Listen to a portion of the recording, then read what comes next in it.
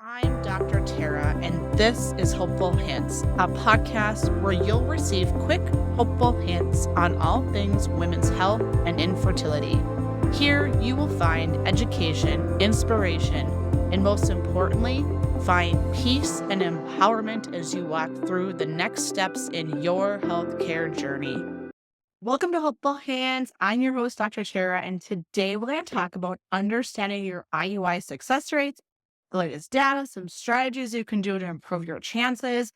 And I'm just so excited. Our clinic is offering this service now, and we have the latest technology. We are changing how you receive that service.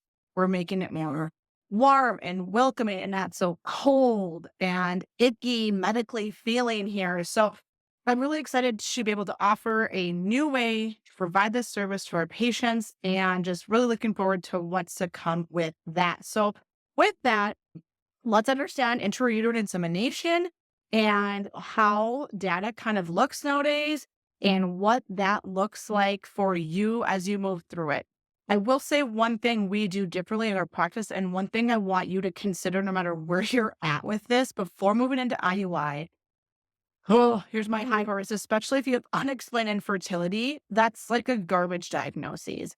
And a lot of places are just going to throw you into IUI and manipulate your hormones. And even if you have ongoing issues or concerns that you may or may not know could be contributing to your fertility because it's a moneymaker. It straight up is a moneymaker for many clinics, but I'm not okay with that. But our practice, and I just did it last week, I was like, I'm sorry, you could have an IUI, but not yet because there's a lot of hormones that are imbalance with you, and we have to balance them before just throwing you into IUI service. That doesn't set you up for success. And IUI is more than just, oh, come into the office for this procedure. It's financial, it's emotional for both men and women.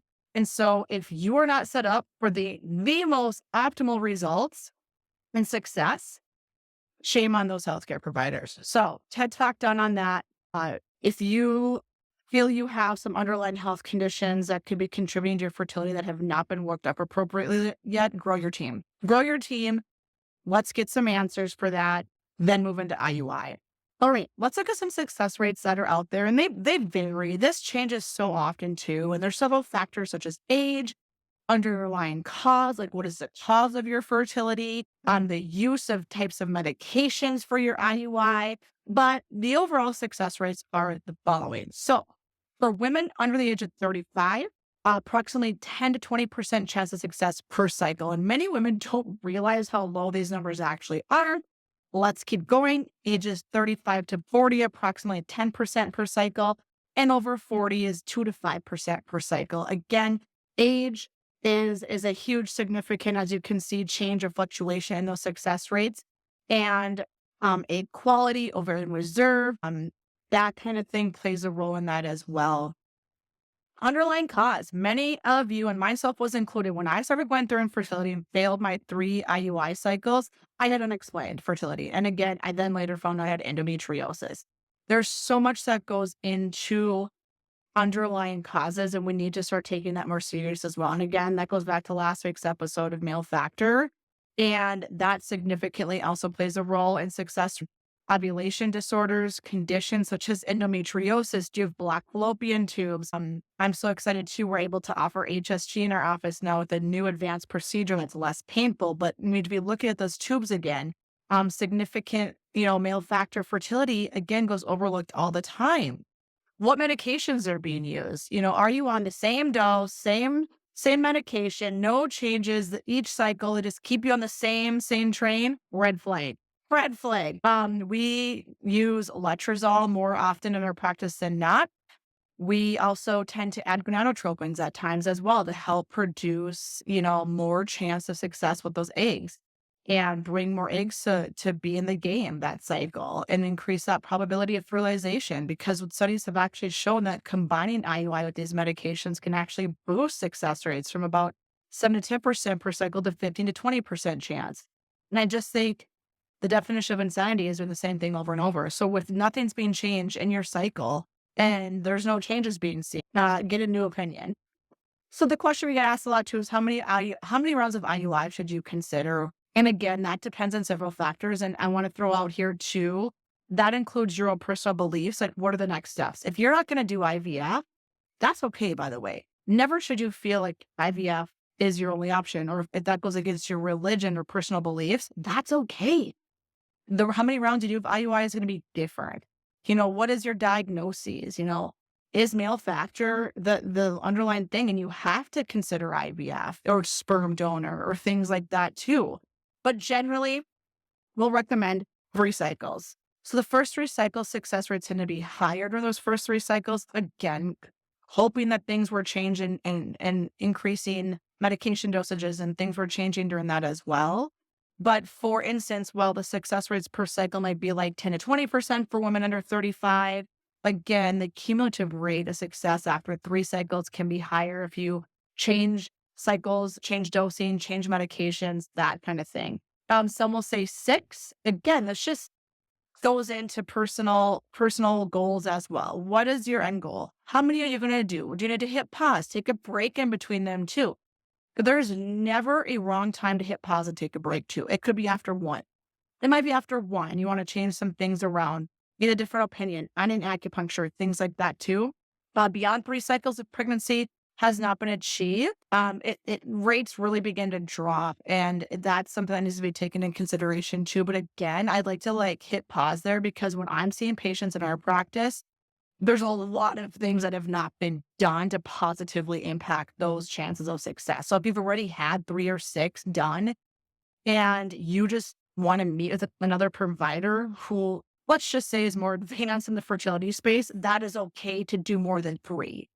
If you're doing up to 6 cycles, again, consider, okay, what has not been ruled out? What are some other things you can be doing to improve your insulin levels, your cortisol levels, inflammation factors, things like that, to increase your chance of success? Are you working at the different clinic? Could you do 3 or 6 at one clinic? Do they do things differently at a different clinic? I'll tell you, Simply Wellness does. And we do things really different in a good way, and other clinics do. Let's talk about that. Let's talk about some strategies that you can do to improve your chances of IUI. Timing. So timing is crucial, obviously, for IUIs, and finding that optimal ovulation time as well. Using we choose at-home ovulation kits, such as Mira. Do you need to bring an ultrasound? Have you done ultrasounds before? Things like that to ensure the proper timing of that IUI is performed. And so we love using at-home kits you can do at home. We can see what your actual numbers are with a lot of these kits, not just blanky faces, lines where you have to be like, is it dark line? Is it a light line? Those are garbage. Use the advanced systems that are available out there for you guys nowadays to really hone in. What are my estrogen numbers? What are my LH numbers? What are my progesterone numbers? Numbers, without having to go in and do blood draws as well. Ultrasound monitoring can really help with follicular monitoring, but also I did a podcast a few weeks ago on loops. Are you actually even ovulating after a trigger shot? Let's look at your ovaries afterwards too. It's kind of something different that we're doing here as well. And then monitoring those levels of estrogen and progesterone post-IUI to make sure that they are high enough. Estradiol is just as important as progesterone too in this phase. And then using medications to stay ovulation. There's some clinics that don't do trigger shots. Maybe we should be doing trigger shots. We should change medications, letrozole to clomid to letrozole, bring in gonadotropins to increase your chance every month too. And combining these medications to give you a better chance of success. Sperm quality. Just talked about this last week. It is so important to have adequate sperm quality and to be doing things to improve or maintain that sperm quality as well. IUI does override some sperm stuff, but not everything. So I always say, why would we not do absolutely everything possible to ensure we have the best sperm every month going into it? And keeping men on these fertility lifestyle improvements as well. Overall, maintaining of our lifestyles for both partners. Okay, it's not for that one of us is just having to do all the things. Let's do these things together. How can we improve our nutrition, our movement together, and do these things together as a couple? Put good sleep hygiene into play. Drop our cortisol levels, aka stress management. What are things that you can be doing together as a couple? And really making this a we thing, not a you or an I thing. And then monitoring and treating underlying conditions. I will harp this all day long. So many of you are, in fact, walking around out there with undiagnosed medical conditions such as PCOS, endometriosis, suboptimal thyroid levels, male factor fertility, improvement of sperm, and really working together with someone who's a true fertility specialist who's up to date on these topics, who's been going and doing the webinars and the continuing education and the conferences to stay up to date with this stuff, because so often it is missed. It is the underlying cause to things not having, to the reason we're not having an optimal pregnancy every month.